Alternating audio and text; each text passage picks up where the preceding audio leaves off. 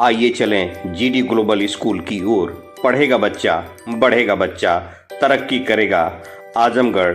GD global school Kartalpur bypass Azamgarh. सेवा करने का अवसर जरूर दें, बच्चों का भविष्य संवर जाएगा।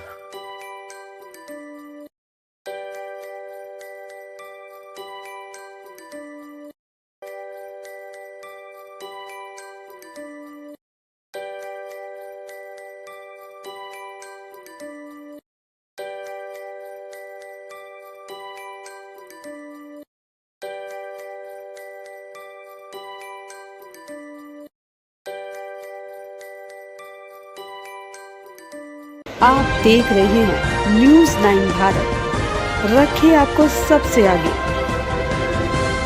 नमस्कार, आप देख रहे हैं न्यूज़ 9 भारत। मैं हूं आपके साथ अंजलि। चलिए रुक करते हैं खबरों की ओर।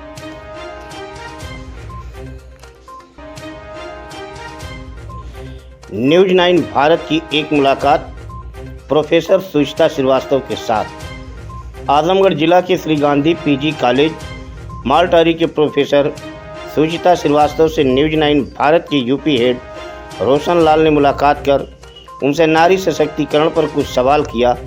तो बड़े ही अनोखे अंदाज में उन्होंने किस तरह से हर सवालों का जवाब दिया, आप भी सुनिए उनके जवाबों को। गांधी महाविद्यालय के प्रांगण में जहां हमारे सामने विद्यालय के प्रचार महोदय मौजूद हैं, आइए हम जानना चाहेंगे इनसे नारी सशक्तिकरण के बारे में। आजकल औरतों की ज़्यादा अत्याचार हो रहा है, कहीं से न कहीं से खबरें छन के आई जाती है कि कहीं महिला दहेज के लिए मार दी जा रही है, तो कहीं महिला के साथ दुराचार हो रहा है और कहीं न कहीं बालिकाएं पीड़ित हो रही हैं। मैडम, थोड़ा सा ये इस पर प्रकाश डालने का कष्ट करें कि आखिर कब तक ये अत्याचार सहती रहेंगी महिलाएं, इनका रास्ता क्या बचा? देखिए, सबसे बड़ी बात यह है कि आज का जो दौर है वह नारी सशक्तिकरण का दौर है। आज महिलाएं जो है एक छोटे से काम से लेकर, इवन आप सोच लीजिए कि ठेला चलाने से लेकर ट्रेन चलाना, प्लेन चलाना, और अब तो फाइटर प्लेन भी चला रही हैं और लड़कियां। तो अब उनके लिए आगे बढ़ने के सारे रास्ते खुले हैं। और एक बात और बता देना चाहती हूँ कि स्टार्टिंग से हमारे यहाँ वीमेन को पावर थी। इवन हमारे यहाँ स्वयंवर वगैरह की प्रथा थी, सारी उनको चीज़ें थी, लेकिन मिडिल पीरियड में आकर के थोड़ा सा हुआ कि उनकी जो स्थितियाँ थी वो थोड़ी सी बिगड़ी। लेकिन मॉडर्न पीरियड में आकर के फिर एक नारी सशक्तिकरण का जो दौर चला, इसमें महिलाओं को बहुत बल मिला है और हमारे कॉन्स्टिट्यूशन से महिलाओं को असीम अधिकार दिए गए हैं, और किंतु वो अपने अधिकारों के बारे में जानती नहीं है। तो जो मेरा कहना है कि जो पढ़े लिखे लोग हैं वो थोड़ा रूरल फील्ड में जा कर के उन लेडीज़ को भी बताएं कि आपके पास इतना पावर है कि आपको कहीं से भी कोई सप्रेस नहीं कर सकता। इसके अलावा जो विशाखा कानून चला है और जो हैरेसमेंट एट वर्क प्लेस वगैरह का जो कानून है वो हमको बहुत पावर देता है। तो संविधान से तो हमें बहुत पावर मिला है। हमें अपने जो है अपने राइट्स को जानना चाहिए और लोगों को बताना भी चाहिए, जागरूक भी करना चाहिए। महिलाएं जो है उनके लिए उन्मुक्त आकाश है उड़ने के लिए, वो जितना चाहे वो उतना ऊंचा उड़ सकती है। मैडम देखिए, जैसा एक बात आती है कि दहेज के अभाव में लड़कियां जलाकर मार दी जाती हैं। न्याय पाने के लिए अदालत का दरवाज़ा खटखटाते एक शमशान को चली जाती, दूसरी कब्रिस्तान को चली जाती। इस संबंध में आप क्या कहेंगी? फिर भी उसको न्याय नहीं मिल पाता। इसकी तो पहली बात तो इसकी जड़ ही गड़बड़ है। जड़ इन द सेंस गड़बड़ है कि माँ बाप को पहले जब वो बात करने जाते हैं तो जो कोई डिमांड करता है, सबसे पहले तो उसको वहीं पर समझ लेना चाहिए कि जिसने डिमांड कर दी एक बार, इसका मतलब है वो ग्रेडी है।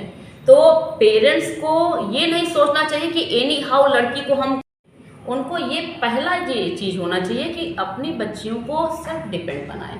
जब वो अपने पैर पे खड़ी होकर के कहीं जाएंगी तो फिर उनको कोई दबा नहीं सकेगा। तो सबसे पहले तो इसकी जड़ को समाप्त करना चाहिए। जो भी डिमांड करता हो, लड़कियों को खुद कहना चाहिए कि मैं ऐसे लड़के से शादी नहीं करूंगी जो 25 लाख 30 लाख रुपए मांगता हो।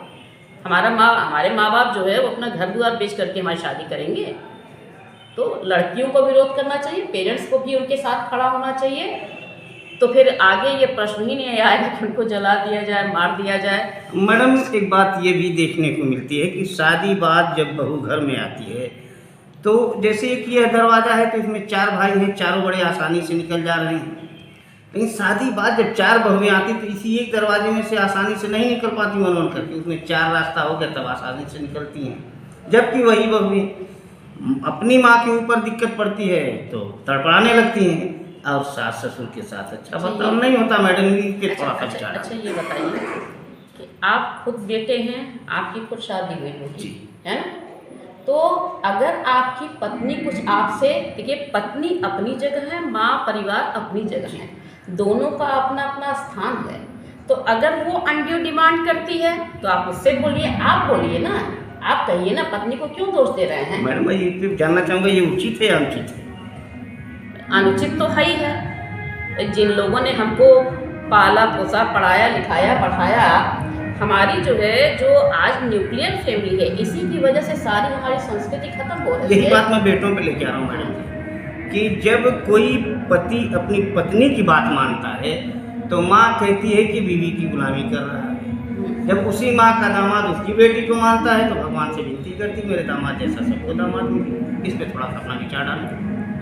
अब जहाँ तक हम आज के पढ़े लिखे युग की बात कर रहे हैं, अब जो मैंने देखा है कि सास और बहू बिल्कुल फ्रेंडली वे में रहती। एक समय था कि उनको दबाया जाता था, लेकिन एक बात ये सोचना चाहिए कि जब इतनी उम्र में आकर के हम अपनी इच्छाओं को रोक नहीं पा रहे हैं तो उस नई बहू को क्यों हम सप्रेस करें?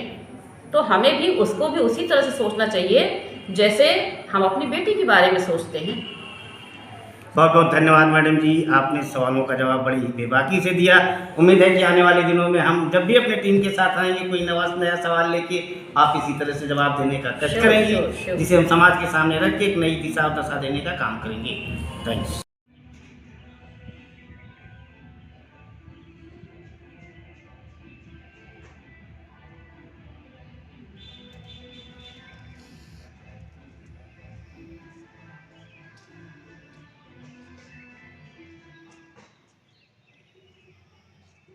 अभी के लिए फिलहाल इतना ही काफी।